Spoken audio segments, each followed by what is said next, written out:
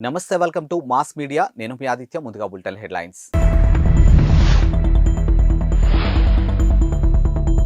అయోధ్య రామమందిర గర్భగుడిలోకి చేరిన ప్రధాన విగ్రహం.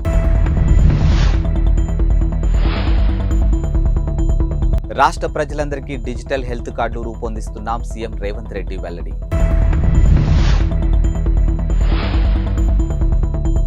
పాకిస్తాన్లోని ఉగ్ర స్థావరాలపై ఇరాన్ క్షిపణి దాడులు చేయడంపై స్పందించిన భారత్. అయోధ్య రామాలయం గర్భగుడిలోకి ప్రధాన విగ్రహం రామలల్లా చేరింది. ఇక వేద మంత్రోచ్చారణ, జై శ్రీరామ్ నినాదాల మధ్య గురువారం తెల్లవారుజామున విగ్రహాన్ని ఆలయంలోకి తీసుకొచ్చినట్లు శ్రీరామ మందిర నిర్మాణ కమిటీ చైర్మన్ నృపేంద్ర మిశ్రా ప్రకటించారు. ఇక విగ్రహాన్ని ట్రక్కులో ఆలయానికి తీసుకొచ్చి ఓ క్రేన్ సహాయంతో గర్భగుడిలోకి చేరినట్టు వివరించారు. కాగా విగ్రహాన్ని గురువారం గర్భగుడిలో ప్రతిష్ఠించే అవకాశాలున్నాయని మిశ్రా తెలిపారు.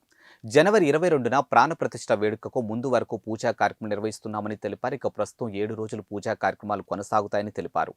జనవరి 21 వరకు పూజా కార్యక్రమాలు కొనసాగుతాయని, ప్రాణ ప్రతిష్ఠ రోజున కూడా కొన్ని కార్యక్రమాలు ఉంటాయని ట్రస్ట్ అధికారులు తెలిపారు. కాగా రామాలయ ప్రాణ ప్రతిష్ఠ మధ్యాహ్నం 12:20 మొదలైన 1 గంటలోపు ముగియనుంది. అంతకుముందు బుధవారం ప్రధాన విగ్రహం ప్రతీకాత్మక ప్రతిరూపాన్ని ఆలయంలోకి తీసుకొచ్చారు. ఇక కలశ పూజ నిర్వహించారు. ఇక ప్రస్తుతం 121 మంది ఆచార్యులు ప్రాణ ప్రతిష్ఠకు సంబంధించినటువంటి క్రతువులను నిర్వహిస్తూ ఉన్నారు. స్విట్జర్లాండ్లోని దావోస్ వేదికగా జరుగుతున్నటువంటి వరల్డ్ ఎకనామిక్ ఫోరం సదస్సులో పాల్గొన్న సీఎం రేవంత్ రెడ్డి బుధవారం హెల్త్ కేర్ డిజిటలీకరణ అంశంపై మాట్లాడారు. ఇక తెలంగాణ రాష్ట్ర ప్రజలందరికీ డిజిటల్ హెల్త్ కార్డులు అందిస్తున్నామని, ఈ మేరకు డిజిటల్ హెల్త్ కార్డులు రూపొందిస్తున్నామని ప్రకటించారు. ఇక డిజిటల్ హెల్త్ కార్డులు డేటా భద్రత, ప్రైవసీని కాపాడుతుందని ఈ సందర్భంగా రేవంత్ హామీ ఇచ్చారు. ఇక ప్రభుత్వం ప్రైవేటు భాగస్వామ్యంతో అత్యాధునిక సాంకేతిక సహాయంతో నాణ్యమైనటువంటి వైద్య సేవలు అందిస్తున్నామని ఆయన చెప్పారు. ఇక రాష్ట్ర ప్రజలందరికీ అత్యుత్తమ వైద్య సేవలు అందించాలనేది తమ లక్ష్యమని పేర్కొన్నారు.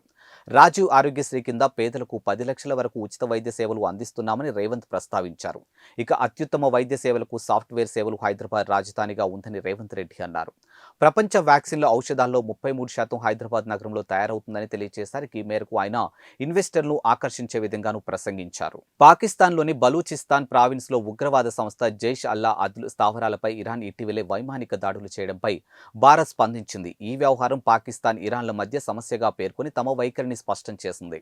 ఇక భారత్ విషయానికి వస్తే ఉగ్రవాదం విషయంలో ఏమాత్రం రాజీ లేదు. ఇక తీవ్రవాదాన్ని సహించే ప్రసక్తే లేదని, ఉగ్రవాదాలపై దేశాలు తీసుకునే చర్యలు ఆత్మరక్షణ కోసమని అర్థం చేసుకోగలమని పేర్కొంది. ఈ మేరకు విదేశాంగ మంత్రిత్వ శాఖ ప్రతినిధి రణధీర్ జైస్వాల్ బుధవారం రాత్రి ఒక ప్రకటన విడుదల చేశారు. ఇరాన్ వైమానిక దాడులు స్పందించాలంటూ మీడియా నుంచి ప్రశ్నలు ఎదురవుతున్న నేపథ్యంలో భారత్ ఈ విధంగానూ స్పందించింది.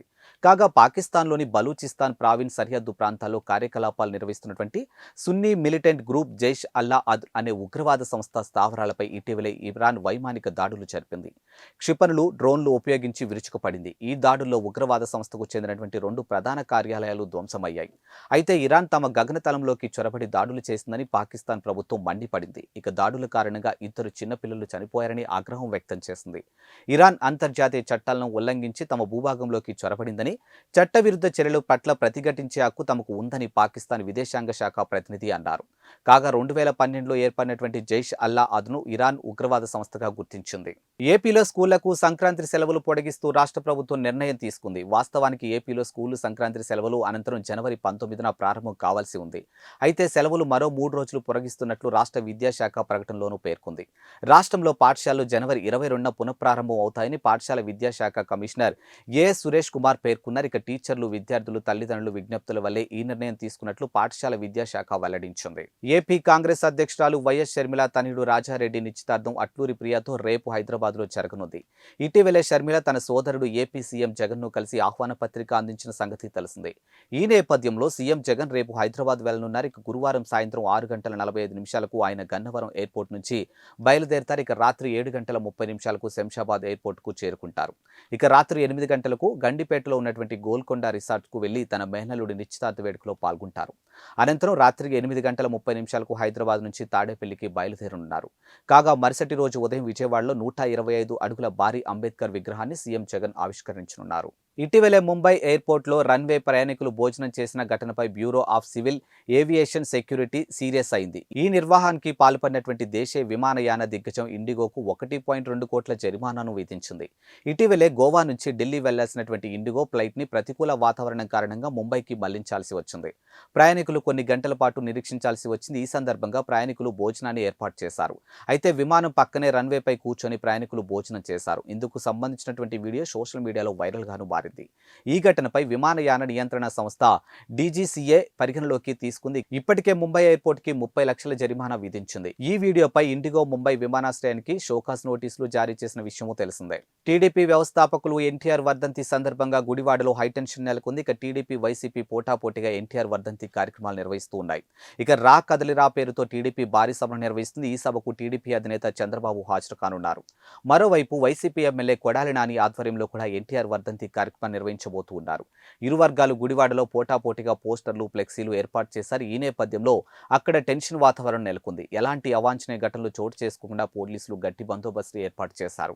ఉదయం 11 గంటలకు కొడాలి నాని బైక్ ర్యాలీ చేపట్టున్నారు. మధ్యాహ్నం 12 గంటలకు అన్నదాన కార్యక్రమం నిర్వహిస్తూ ఉన్నారు.